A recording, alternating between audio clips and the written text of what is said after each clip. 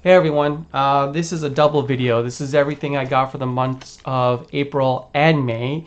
Just falling a little behind on getting things recorded and even uploaded. So I just wanted to just cram 2 months together to kind of get caught up, and then I've already got my stack for June, so that's going to be coming up pretty soon as well. I don't know. It's the summertime, so I was on vacation. I've been playing a lot of Final Fantasy 16, so just other things have popped up. I didn't even get the books out of the bags because I'm a little behind on reading stuff as well. But we're gonna just get into it. A lot of double issues in here because it's 2 months. So starting things off, Nemesis issues 4 and 5. I've been really liking this series. As much as it is a sequel to Nemesis, it's also doing a lot to set up. I think it's called the Big Hit or the Big One. It's a big crossover Mark Millar's writing in his like Millerverse, and it basically involves like every character from every book he's ever written, like independently, obviously. So you'll see the villains from Wanted, the heroes from Jupiter's Legacy, Kick-Ass, Hit Girl, Superior.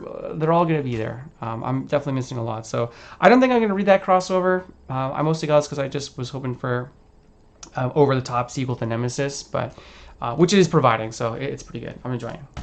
Red Room, Crypto Killers #1. This is the last Red Room series that Ed Piskor is doing, so I'm really digging it so far. Yeah, I've been reading the other books, so I've been liking those, so I expect this one to be just as good. Moving on, Miss Trudeau's and the Fall of Hyboria, another Hellboy book. Combining 2 months, not as much Hellboy tie-ins as you would think, but this is a new Hellboy tie-in. Not quite sure who Miss Truesdale is, but Hyperborea, that's like ties into Conan the Barbarian a bit, and also ties in some it's like the I say old world, but there's a lot of artifacts and stuff that's mentioned throughout all the Hellboy and BPRD that come from there, so yeah, should be fun and interesting. The last issue of 8 Billion Genies. The last one was really good. It was like the first 7 decades, so I think this is supposed to be like the 7 centuries. I don't know, but like the last, I want to say third, but probably not third, of the last issue was like very much like a montage of things like happening, characters getting older, things like that. So yeah, this should be pretty cool. See how it all kind of comes together, and yeah, fantastic series. Honestly, Charles Soule and Ryan Brown like really kicked it out of the park on this one. I highly recommend it if it comes out in a trade. I'll probably pick it up, most likely, because this is the type of comic I feel like I could give someone's like, I'm not really into superhero, I'm not into comic books, because there's a superheroes. I'm like, there's a lot more than superheroes. 8 Billion Genies. 2 issues of Saga, issues 63 and 64.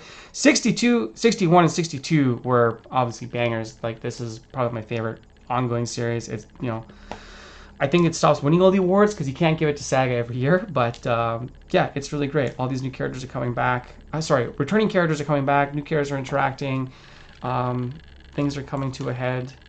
And I just do like how you see like Alana like living, like trying to live this very mundane life, like trying to stay under the radar, and just absolutely hating it. So, and again, there's some major choices that some of these characters are gonna have to make that I'm not gonna spoil because it's worth just reading Saga to see that stuff. Last issue of I always get this guy's name wrong. Cashel in Hell. The last two have been really good. He's been just like fighting evil in hell and kind of coming to terms with who he is, and he just wanted to live a peaceful life in hell, and that's not what's going on. So, but it's been a really fun book. I really like Ben Stenbeck's art too. I hope he does more stuff, even outside of Hellboy. I'd be curious who he does. Last Ronin, The Lost Years. The first 2 issues of this were pretty fun, and I didn't think this was a book I was really gonna like.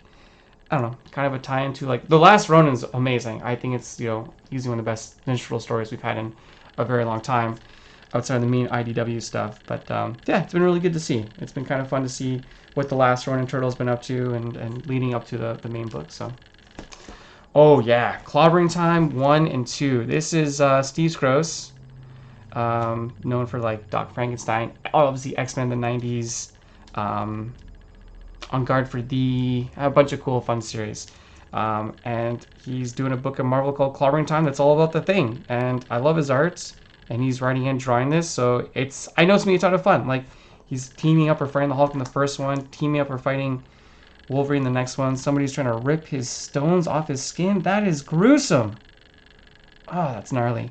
But yeah, this will be just a ton of fun. I'm even gonna get the trade for this for sure because I love this guy. Lovesick number 7. I thought issue 6 was going to be the last one, but I guess here we are with issue 7. Not quite sure if this is the last issue or if this is a new arc. Again, this book is just absolutely wild. I am kind of enjoying it, but it is definitely not for everybody. So, yeah, check it out if you want, but viewer discretion is advised. And then I've got 3 issues of Ninja Turtles and Usagi Yojimbo team up by the man himself, Stan Sakai. I think colors are by Hi-Fi Design, that's why they're on the cover, but I pretty much buy anything that's Usagi Yojimbo right now. Huge fan of that. Love the Ninja Turtles, obviously. So seeing him like draw these crossovers, they're always a ton of fun. The last one was really fun. So I'm looking forward to this one too. I'm curious to be continuity between the last one and this one, but if not, that's fine. I like a good one and done story. It's one of my favorite things. So those are all the singles for the 2 months of April and May. But I also got a bunch of trades as well. So first up, Human Target Volume 1, Tom King, Greg Smallwood. I've gotten like almost everything these two guys have done together. They did The Visions, which is the story of the Vision, and like he built his own family, which is really good. Then they did like an Adam Strange book, which was a ton of fun. It was one of my favorite graphic novels that year. So this is the Human Target. Basically, Christopher Chance, the Human Target, is trying to solve his own murder. This is like a black label book, so it's not in continuity, but you know, I love Smallwood's art. It's just got such a cool retro feel to it. I feel like he'd do really well, like he'd work well with Ed Brubaker. That'd be interesting. But yeah, this is Volume 1. Volume 2 is coming out soonish, I guess, by the time I put this video out there. So yeah, really looking forward to that. Up next, I got the Batman Spawn Deluxe Edition. Mostly because I don't have the old Todd McFarlane, Frank Miller Batman Spawn crossover. And yeah, I like Batman and I like Spawn. There's some great Capullo stuff in here. I don't think it has the Mike Del Mundo, which is a book just ended. It's really like, here's the thing. This is only like 2 or 3 issues. So like that's the actual stories. And then there's a bunch of back material, which is kind of cool. I really like this kind of stuff. It's interesting seeing the difference between all the different artists and how far they would kind of push their inks and pencils and stuff, right? Very cool. So yeah, it'll be a fun read. Like, you know, it's like a popcorn kind of book, like a summer blockbuster. So Berserk Volume 10. Volume 14 has been advertised, and I've got one more volume in my stack as well. So I'm almost caught up to where they are like coming out new, which is pretty good. I'm on like Volume 5 of this right now, so I'm getting there. You know, they're thick books, and I'm gonna risk it by opening up. Yeah, nothing too crazy happening here, but again, it's all pretty good. Lots of fun stuff happening. I say fun, but you know, fun in the world of Berserk. It's pretty dark, and you know, people get hurt.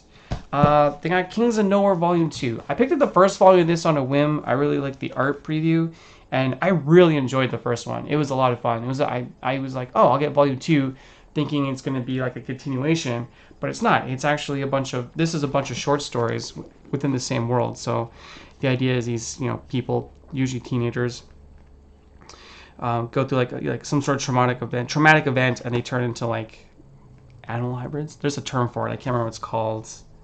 It doesn't really have it on the cover quickly, but yeah, the first one was basically like a one and done story. It was good. I really enjoyed it. Like I said earlier, I love good one and done stories. So this is just a collection of short stories. Yeah, these ones aren't colored, which is fine, but I'm really looking forward to this one because I really like the first volume, as I mentioned. So this is fun. So he's got a very kind of manga-esque feel to the layouts and just the pacing of everything. Yeah, so if you like manga and you're looking for something Western, check out Kings of Nowhere. And then the last one I got, Murky World by Richard Corbin. So this is published by Dark Horse. They're, as I found out, publishing like all of, I say all, I've seen a lot so far being advertised of Richard Corbin's work. So this is Murky Worlds, which is pretty dope. Like, old Richard Corbin stuff is like really hard to find, like without paying an arm and a leg. So I'm really excited that they're just reprinting this all in a really nice, you know, physical version. The hardcover is really good. The dust jacket's really nice. So sometimes there's books where I'm like, I actually don't like the dust jacket, and I get rid of it because I don't really know why you have dust jackets on books. Hard to protect them, but I take pretty good care of my stuff. Dust jacket, this one's pretty nice, so I'll keep that. It's a nice little prestige one. But they've already advertised the 2 volumes of Den, which I'll be picking up, and I'm curious to do some other books. There's a book that Richard Corbin did with Harlan and Ellison, I think called like Kid Blood. I really don't remember the title. I read it when I was like 8 years old. I picked it up at a library. I was way too young to be reading it because of the content, but it just, there's like, this story just floats in the back of my head when I think of Richard Corbin. So I hope it comes out. If not, no big deal. That one is hard to find. It's not printed, and it goes for like $80 to $100 for the graphic novel, which I'm not quite willing to pay that much right now. But yeah, that's everything right now for, as I mentioned, 2 months. April, May. I got a stack of books for June already, so my goal is to put these videos out, get caught up on reading, get June done, and then I'll be all caught up for the summer, and I can go back to playing Final Fantasy. But as always, let me know what you think. Send me your jeers, send me your cheers, and I'll see you next time.